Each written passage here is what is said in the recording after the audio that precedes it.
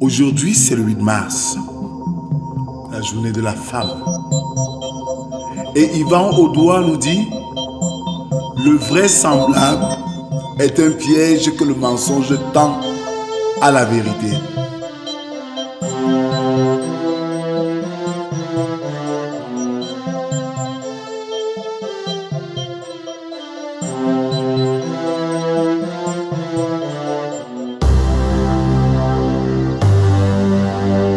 Bien-aimés dans le Seigneur, bonjour.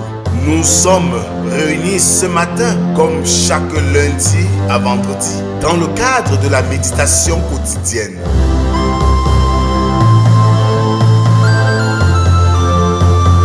La méditation quotidienne est un moment de recueillement, de prière, de chant, de méditation de la parole de Dieu pour ainsi préparer notre journée.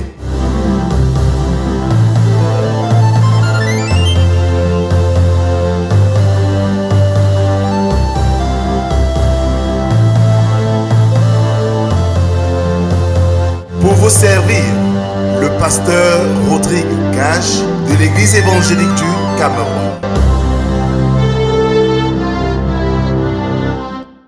Alors bien-aimés, ce matin, je nous invite à prendre nos cantiques sur les ailes de la foi, numéro 475.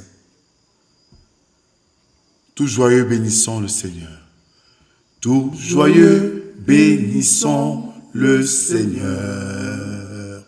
Chantons et célébrons ses louanges. Adorons avec foi le Sauveur. Nous joignons aux célestes phalanges. Gloire à Dieu, gloire à Dieu. Que ce chant retentisse en tout lieu. Gloire à Dieu, gloire à Dieu. Que ce chant retentisse en tout lieu. Alors bien-aimés, continuons à adorer notre Dieu avec le psaume de ce matin, le numéro 10, dont nous ferons lecture des 7 premières strophes qui stipulent ceci. Pourquoi, ô Éternel, te tiens-tu éloigné? Pourquoi te caches-tu au temps de la détresse? Le méchant dans son orgueil poursuit les malheureux. Ils sont victimes des trames qu'il a conçues. Car le méchant se glorifie de sa convoitise et le ravisseur outrage, méprise éternel. Le méchant dit avec arrogance, il ne punit pas, il n'y a point de Dieu. Voilà toutes ses pensées. Ses voies réussissent en tout temps. Tes jugements sont trop élevés pour l'atteindre. Il souffle contre tous ses adversaires. Il dit en son cœur, je ne chancelle pas. Je suis pour toujours à l'abri du malheur. Sa bouche est pleine de malédictions, de tromperies et de fraude. Il y a sous sa langue de la malice et de l'iniquité. Amen. Prions Dieu. Seigneur, voici un nouveau jour. Et tu nous donnes la grâce d'être comptés parmi les vivants pour témoigner encore en cette journée ton amour pour nous. Voici venu pour nous le moment de méditer tes saintes écritures. Viens Seigneur, donne-nous l'intelligence et le discernement afin que cette parole que tu vas nous donner, qu'elle soit une semence dans nos vies. Viens Seigneur, parle, nous t'écoutons. Amen. Ce matin, nous méditons dans l'évangile de Jésus-Christ selon Marc, chapitre 12, versets 13 à 27. Ils envoyèrent auprès de Jésus quelques-uns des pharisiens et des hérodiens afin de le surprendre par ses propres paroles. Et ils vinrent lui dire, Maître, nous savons que tu es vrai et que tu ne t'inquiètes de personne, car tu ne regardes pas à l'apparence des hommes et tu enseignes la voie de Dieu selon la vérité.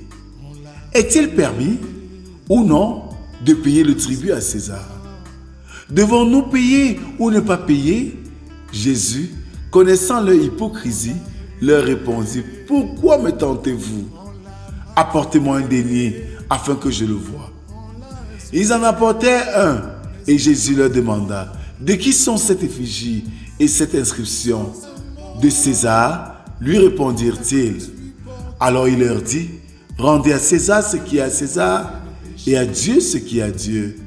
Et ils furent à son égard dans l'étonnement. Les Sadducéens qui disent qu'il n'y a point de résurrection vinrent auprès de Jésus et lui firent cette question. Maître, voici ce que Moïse nous a prescrit.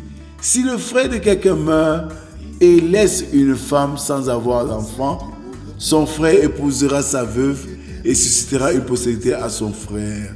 Or, il y avait 7 frères, le premier se maria et mourut sans laisser de postérité. Le second prit la veuve pour femme et mourut sans laisser de postérité. Il en fut de même du troisième et aucun des 7 ne laissa de postérité. Après eux, tous, la femme mourut aussi. À la résurrection, duquel d'entre eux sera-t-elle la femme? Car les 7 l'ont eue pour femme. Jésus leur répondit, n'êtes-vous pas dans l'erreur? Parce que vous ne comprenez ni les Écritures, ni la puissance de Dieu. Car à la résurrection des morts, les hommes ne prendront point de femmes, ni les femmes de mari, mais ils seront comme les anges dans les cieux. Pour ce qui est de la résurrection des morts, n'avez-vous pas lu dans le livre de Moïse ce que Dieu lui dit à propos du buisson? Je suis le Dieu d'Abraham, le Dieu d'Isaac et le Dieu de Jacob. Dieu n'est pas Dieu des morts, mais des vivants. Vous êtes grandement dans l'erreur. Amen. Alors, bien-aimés, on pourrait penser que les ennemis de Christ soient désireux de connaître quel était leur devoir. En fait, ils espéraient trouver une occasion d'accuser Jésus, quel que soit l'angle sous lequel ce dernier répondrait à la question qui lui fut posée dans ce texte. Rien n'est plus facile pour piéger les serviteurs de Christ que de les conduire à se mêler ici-bas des disputes au sujet de la politique. Jésus évita le piège en se référant à la soumission que ses ennemis devaient observer devant la nation. En tant que citoyen, tous ceux qui l'entendirent furent émerveillés de la grande sagesse de sa réponse. Beaucoup font l'éloge des paroles d'un sermon, mais hélas, ne sont pas respectueux des doctrines qu'il enseigne. Beaucoup sont des chrétiens convaincus, mais qui, devant les réalités de la société et de la nation, sont incapables de les mettre en pratique. Ils prennent souvent Jésus ou la foi au-dessus des lois de la société au point de faire du bras de fer. Nous sommes dans le monde, mais nous ne sommes pas du monde. Amen.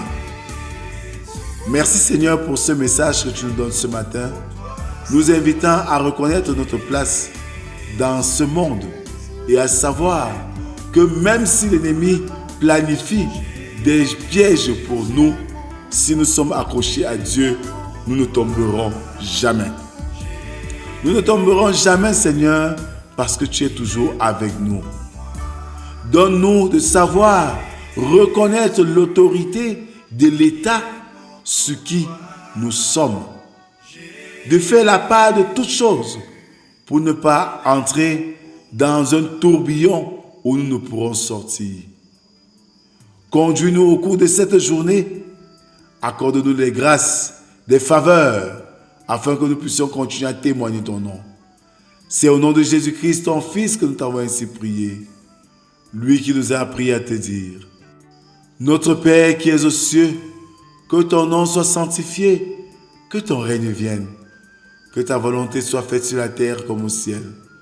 Donne-nous aujourd'hui notre pain de ce jour. Pardonne nos offenses, comme nous pardonnons aussi à ceux qui nous ont offensés. Ne nous soumets pas en tentation, mais délivre-nous du mal, car c'est à toi qu'appartiennent le règne, la puissance et la gloire pour les siècles des siècles. Amen. Bien-aimés, la vie de foi ne sera pas rose seulement. Elle sera aussi jonchée des pièges que l'ennemi nous tendra au quotidien.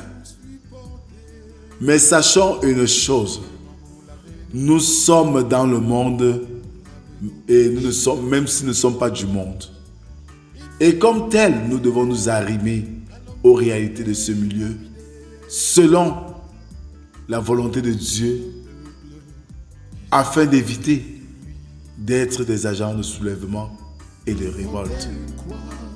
Jésus a été piégé et parce qu'il a su s'y prendre, il a rendu confus ces malins. Que le Seigneur, ce matin, nous donne sagesse, discernement, afin que chaque action que nous posons soit pour sa gloire et sa gloire seule. Au nom du Père, du Fils et du Saint-Esprit. Amen. Bonne journée à tous, bon week-end, bonne fête de la femme. Et à lundi si Dieu le veut. Shalom. Il était vivant.